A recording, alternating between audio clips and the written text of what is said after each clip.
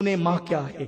ماں وہ ہے جب انسان ننھا سا بچہ ہوتا ہے اور وہ ماں کے کپڑوں پر پیشاب کر دیتا ہے تو ماں بچے کے پیشاب سے کبھی نفرت اور گھن نہیں کرتی، بلکہ وہ اسی گیلے کپڑے میں پوری پوری رات بستر پہ سو جاتی ہے۔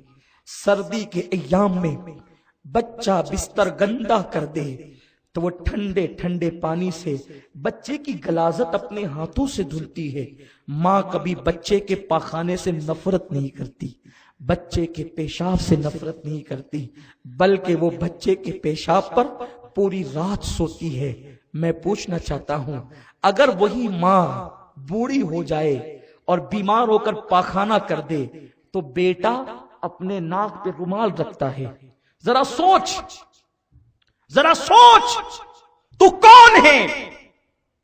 آج تم نے داڑیاں لمبی کی ہے، تم دیندار ہو، تمہارے شہر کے اندر 200-250 مسجدیں ہیں، تم مسجدوں مینار کے شہر میں رہتے ہو، تمہارے کپڑے سنت کے مطابق، تمہاری جیب میں مسواک، تمہارے ہاتھوں میں کتابیں، اسلامی بکس، تمہارا ماحول مذہبی اور اسلامی کہلاتا ہے۔ تم سے پوچھنا چاہتا ہوں، مسجدوں میں اذان کے بعد دوڑ کر جانے والوں، کیا تیری ماں بھی تجھ سے راضی ہے؟ کیا تیرا باپ بھی تجھ سے راضی ہے؟ مسجدیں بھرنے والوں، مسجد بنانے والے، مسجد بسانے والے، مصطفیٰ نے فرمایا کہ جس کے ماں باپ اس سے ناراض ہو جائیں اللہ اس کی نمازوں کو اس کے منہ پہ پھینک دیتا ہے، ان کی نمازیں قبول نہیں ہوتی جن کے ماں باپ ان سے ناراض ہوں۔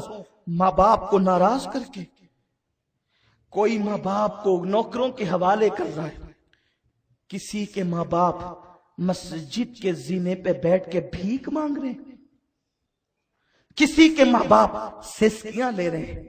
ماں باپ وہ ہوتے ہیں نا جو اولاد کے عیب کبھی بیان نہیں کرتے۔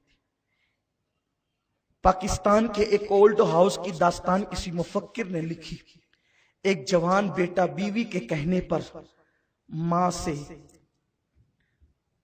علیحدگی اختیار کرنے کا پلان بناتا ہے، اب ماں سے کہتا ہے ماں چل میں تجھے کہیں گھمانے لے جاتا ہوں۔ بوڑھی ماں خوش ہو گئی۔ یہ گھمانے کا سسٹم بھی بڑا عجیب ہے، بڑی معذرت کے ساتھ۔ یوں بھی محفلوں میں ہنسنا ہسانا میری طبیعت کے بہت خلاف ہے، اس لیے کہ لوگ ہنستے وہاں ہیں جہاں لوگ بہت خوش ہوتے ہیں۔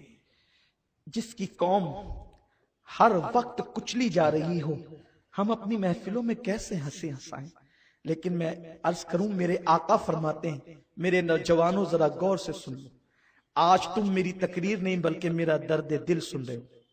عبد الماجد بھائی نے مجھے موقع فراہم کیا کہ میں اپنا درد دل تمہارے سامنے پیش کروں۔ میری مائیں اور بہنیں بھی یہاں موجود ہیں۔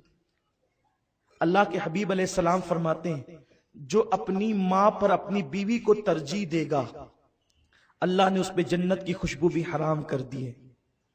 میں سوچتا ہوں جمعہ کے دن، اتوار کے دن لوگ بائک پہ بٹھا کر کے اپنی بیویوں کو پارکوں میں، ہوٹلوں پہ گھمانے لے جاتے ہیں۔